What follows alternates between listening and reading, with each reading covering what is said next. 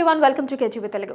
ఉత్తరాంధ్ర నుండి ఎన్నికల శంఖారావం పూరించడానికి అంతా సిద్ధం చేసుకున్నారు వైఎస్ఆర్ కాంగ్రెస్ పార్టీ అధినేత వైఎస్ జగన్మోహన్ రెడ్డి. జనవరి 25న దానికి ముహూర్తంగా ఎంచుకున్నారు. రానున్న అసెంబ్లీ, లోక్సభ ఎన్నికల్లో పార్టీ శ్రేణులకు దిశానిర్దేశం చేయడంతో పాటు 5 ఏళ్ల పాలనలో ప్రభుత్వం అమలు చేసిన సంక్షేమ పథకాలను ప్రజల్లోకి తీసుకుపోవలసిందిగా కార్యకర్తలకు చెప్పనున్నారు.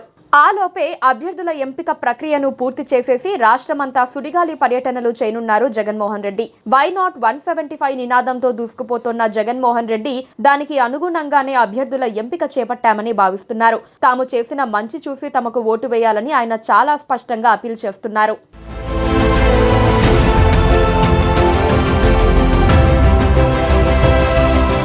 ఆంధ్రప్రదేశ్లో అసెంబ్లీ ఎన్నికలకు 3 నెలల సమయం కూడా లేదు.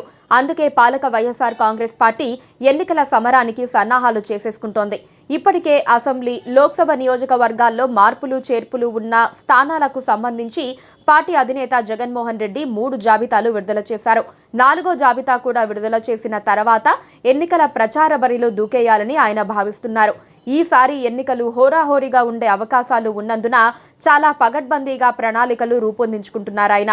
అభ్యర్థుల ఎంపికలోనూ రకరకాల సర్వేల ఆధారంగానే గెలుపు గుర్రాలను ఎంచుకుంటున్నారు.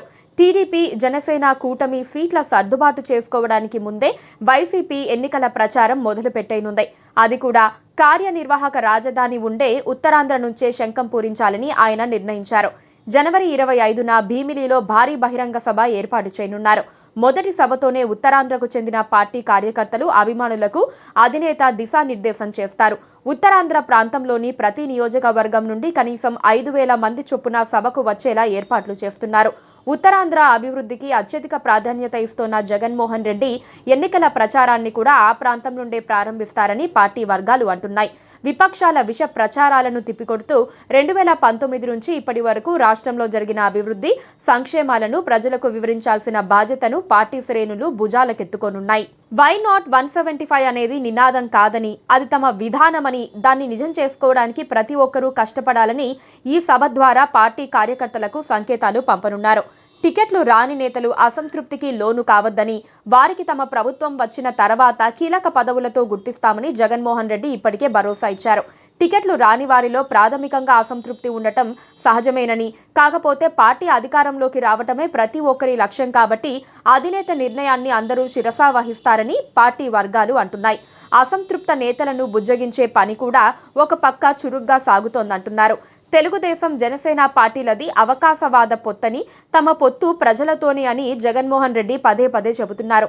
అందుకే తాము ఒంటరి పోరాటానికి సై అంటున్నామని, చంద్రబాబు మాత్రం పొత్తులు లేనిదే ఎన్నికల బరిలో దిగడానికి భయపడుతున్నారని వైసీపీ అంటోంది. వైఎస్ఆర్ కాంగ్రెస్ పార్టీ తుది జాబితా విడుదల చేసిన వెంటనే టీడీపీ, జనసేనలతో బీజేపీ కలుస్తుందా లేదా అన్న విషయంలో క్లారిటీ వస్తుందని చంద్రబాబు భావిస్తున్నారు. ఒకవేళ బీజేపీ తమతో కలిసి రాకపోతే కమ్యూనిస్టు పార్టీలను కూడా కలుపుకుపోయే అవకాశాలు ఉండొచ్చని అంటున్నారు. అదేదో తేలిపోతే ఆ వెంటనే సీట్ల సర్దుబాటు చేసుకుని అభ్యర్థుల జాబితాలు విడుదల చేస్తామని టీడీపీ సీనియర్ నేతలు అంటున్నారు. అది కొలిక్కి వచ్చిన వెంటనే చంద్రబాబు నాయుడు, పవన్ కళ్యాణ్లు విడివిడిగాను, కలిసికట్టుగాను ఎన్నికల ప్రచార సభల్లో పాల్గొనాలని నిర్ణయించుకున్నారు.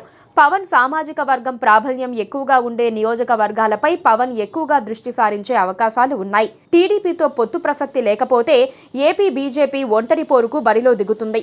అప్పుడు పార్టీ అగ్రనేతలైన ప్రధాని నరేంద్ర మోదీ, అమిత్ షా, నడ్డాలతో పాటు కేంద్ర మంత్రులు ఏపీలో సుడిగాలి పర్యటనలు చేసి ఎన్నికల ప్రచారం చేయనున్నారు.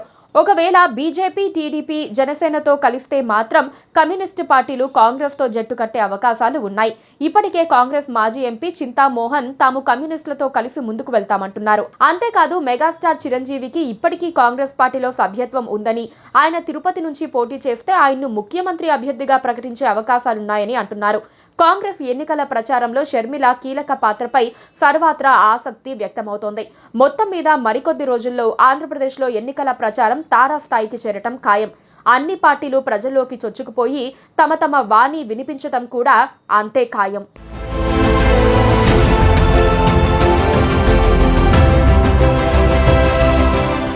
సో చూసారు కదా వ్యూస్, ఇలాంటి మరిన్ని అప్డేట్స్ కోసం కేటీవీ తెలుగుని సబ్స్క్రైబ్ చేసుకోండి.